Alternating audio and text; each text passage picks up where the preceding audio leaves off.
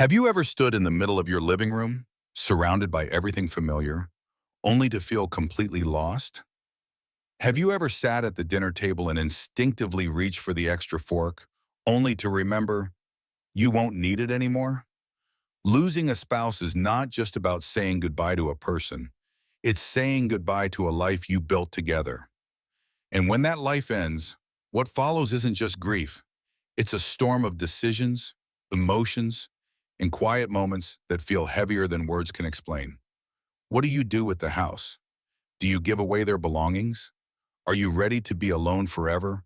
Or is it okay to want to love again? And perhaps the hardest question of all, who am I now without them?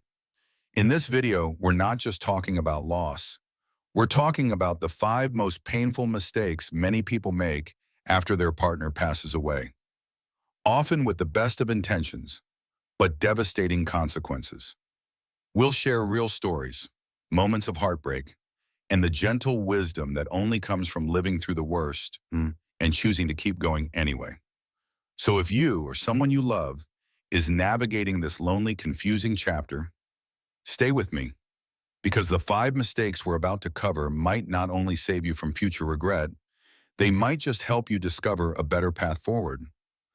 But before we dive in, have you hit that subscribe button yet? If not, go ahead and do it now. It's what keeps us going and helps us keep creating meaningful content for you and others. All right, let's get started. Number 1, making financial decisions too soon. It was a Tuesday when I met Margaret. She wore a beige cardigan that smelled faintly of lavender. Her hands trembled as she opened a manila folder filled with bank statements, pension papers, and the deed to a house she no longer lived in. "I sold the house 2 months after he passed," she said softly, eyes avoiding mine. "Everyone said it was the smart thing to do." Margaret had just lost her husband of 48 years, Richard, to a sudden heart attack. Within weeks, well-meaning friends, her nephew in real estate, and even her church ladies group encouraged her to downsize and start fresh. So she did.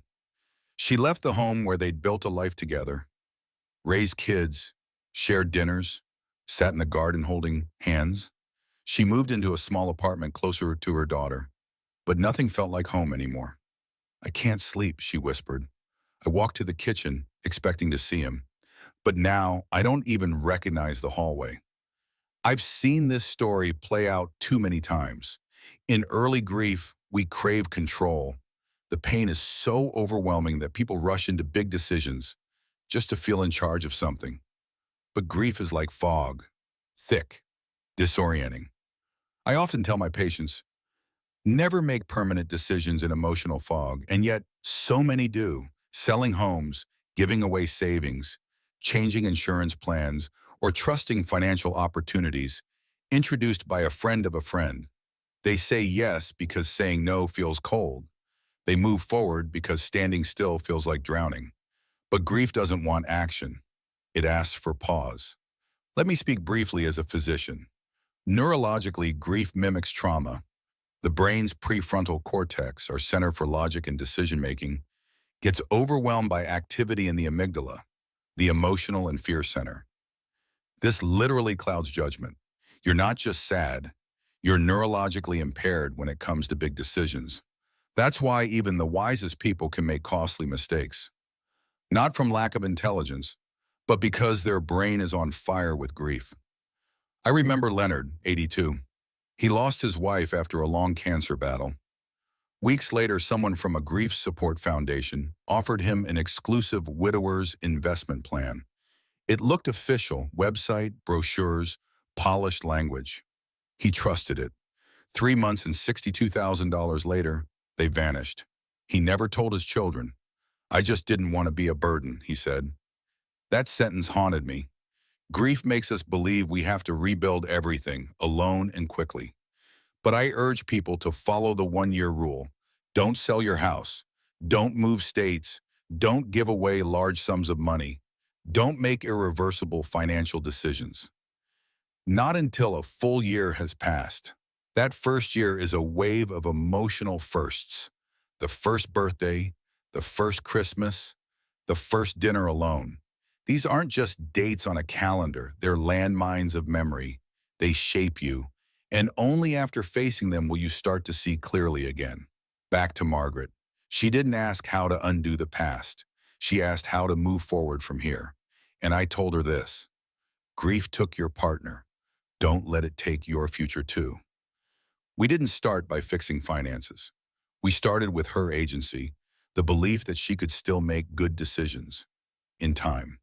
If this story spoke to you, please subscribe to our channel and leave a comment if you have questions. We'll be here to help. Or simply type 1 below to let us know you're here, walking this journey with us. Now let's continue, because healing isn't an end, it's a path. Number 2, isolating yourself from family and friends. The first thing Walter did after burying his wife was turn off the phone. I just needed quiet, he told me. Everyone kept calling. They meant well, but I couldn't take another "how are you holding up?" Walter and Eileen had been married for 52 years, the kind of couple who still held hands at the grocery store, shared crossword puzzles, and spoke in a language all their own. When she passed, he didn't just lose Eileen, he lost conversation. He lost laughter echoing through their kitchen. He lost the rhythm of 2 coffee mugs clinking together each morning. So he shut the world out. One missed call turned into a week. One declined dinner turned into a month. And before long, Walter's calendar was empty, and so was his heart. As a physician, I've come to recognize that kind of silence. It's not peaceful. It's not healing. It's dangerous. Research has shown that chronic loneliness increases blood pressure, inflammation, and the risk of dementia and heart disease. According to a study from Brigham Young University, long-term isolation can be as harmful to your health as smoking 15 cigarettes a day. We are wired for connection. It's not a luxury, it's a basic need. Walter's world didn't begin to shift until his neighbor, Ruth, knocked on his door holding 2 cups of coffee and refused to leave. She didn't ask questions, Walter said. She just sat and talked about the garden, the weather, old movies. For the first time in weeks, I listened. That visit became a ritual. Coffee on Thursdays, then walks around the block, then card games at the community center. Walter didn't move on, but he moved with his grief instead of hiding from it. Many widows and widowers tell me, I'm not avoiding people, I'm just not ready. And that's okay at first. But when not now becomes never, the risks grow, silence becomes habit, solitude becomes identity, and healing becomes harder with every passing day. We often push people away because we don't want pity, or because we're afraid to fall apart in front of them. But the presence of others doesn't erase grief. It simply keeps it from consuming you. Connection doesn't mean parties or potlucks. It can be small. Letting a friend sit with you quietly. Showing up to a support group and just listening. Answering a text with "thank you." You don't have to smile. You don't even have to speak. You just have to open the door a little. Because healing doesn't always begin with a big breakthrough. Sometimes it starts with a knock on the door and 2 cups of coffee. If this part of the journey speaks to you, please subscribe to our channel and leave a comment below. Got questions? We're here to help. Or simply type 2 in the comments just to let us know. You're here and you're not alone. Coming up next, let's keep going, because healing is made lighter when shared. Number 3, neglecting your own health. James had always been strong. At 81, he still mowed the lawn, cooked Sunday pancakes, and walked to church with his wife, Helen. A Navy veteran, a father of 3, a prostate cancer survivor. He wasn't the kind of man who cried easily, but nothing prepared him for the morning Helen didn't wake up. I didn't just lose her, he told me. I lost the reason I made breakfast. In the months that followed, James stopped cooking, stopped walking, stopped taking his blood pressure meds. Not out of rebellion, just quiet exhaustion. He simply stopped, and slowly James faded. Most people think grief looks like tears, but often it hides in skipped meals, unopened pill bottles, and long, sleepless nights. You tell yourself, I'm not hungry. I'll go next month. What's the point without them? And then one day you wake up feeling like a shadow of the person you were. Let's pause for a moment and talk science. Grief, like any deep psychological stress, affects the body in serious ways, suppresses the immune system, increases cortisol, leading to inflammation and fatigue, disrupts sleep, causing memory loss and the depression, alters appetite, leading to poor nutrition. The result? A body quietly breaking down while no one notices. I've seen it too many times. A widow cancels her mammogram. A widower ignores his blood sugar. Not out of defiance, just because, what's the point? But here's what I always remind them. Taking care of yourself is not betrayal. It's love for the life you still have. James's daughter, Carrie, noticed the change. He looked thinner, moved slower. One day she arrived with groceries and said, "Dad, I know you don't want to cook. Let's just do it together, once." That simple meal became a weekly ritual. Tuesdays at 5. Nothing fancy, scrambled eggs, soup.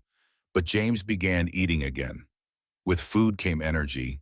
With energy came walks. And with those walks, a flicker of healing. Depression after loss isn't just sadness. It's clinical. It's real. 1 in 3 older adults face depression after losing a spouse. And within the first 3 months, mortality risk jumps 63%. It's called the widowhood effect. And yet, we tried to tough it out.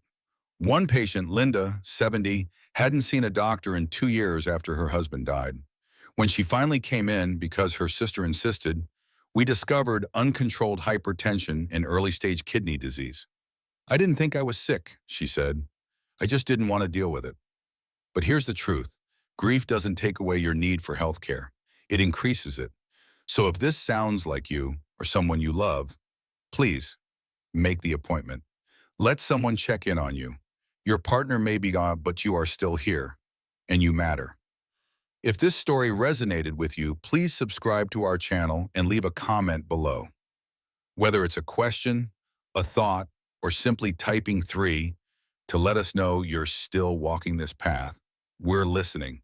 Let's keep going, because healing isn't just emotional, it's physical too. Number 4, rushing into a new relationship. Barbara had never lived alone. From her parents' home, she married Paul at 19. Together, they raised 4 kids, ran a hardware store, and shared morning coffee for 48 years.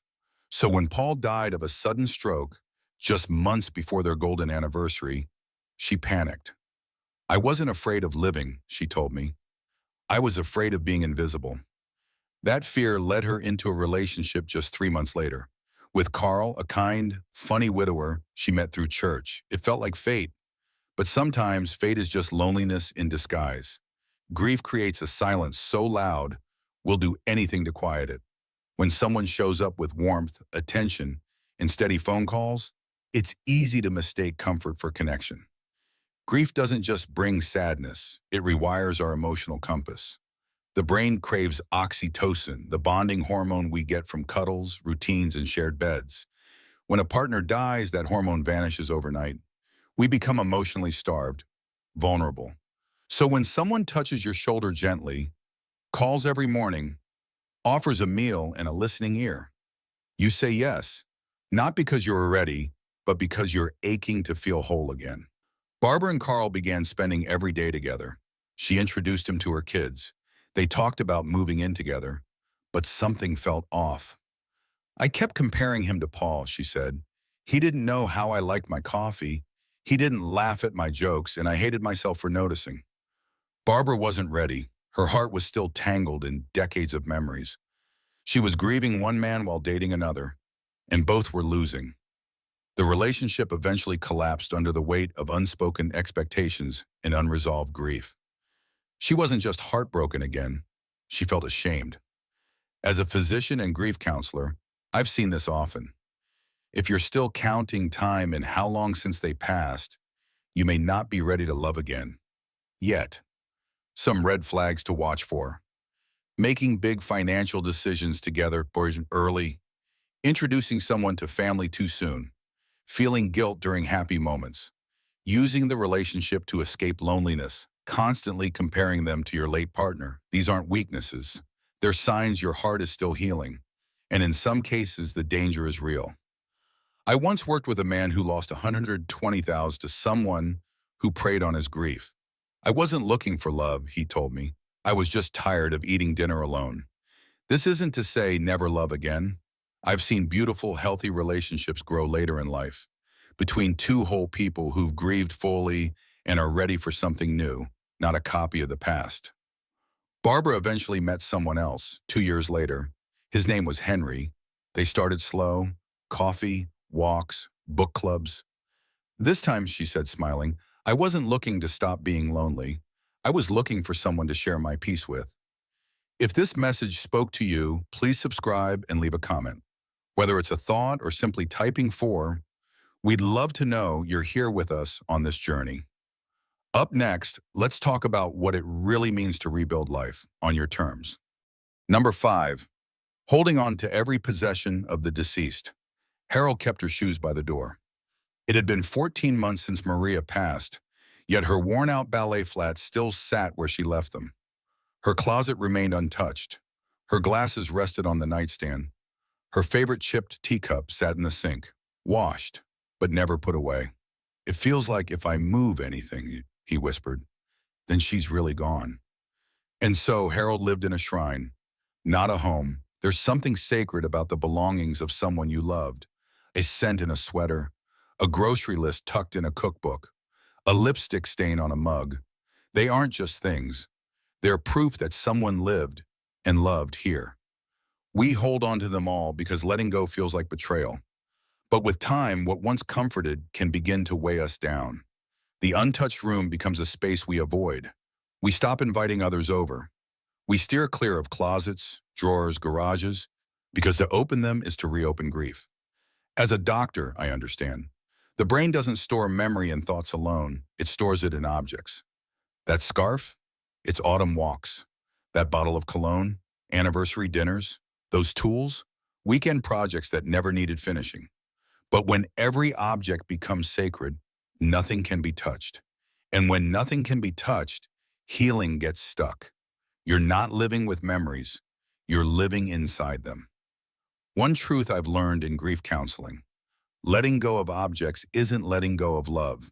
You don't have to do it all at once, but you do have to ask, does this help me heal or hold me back?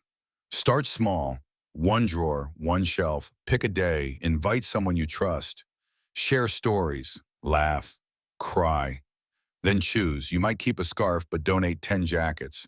Frame a photo but let the albums go. Turn t-shirts into a quilt. That's not forgetting. That's transforming. Remember Barbara from chapter 4?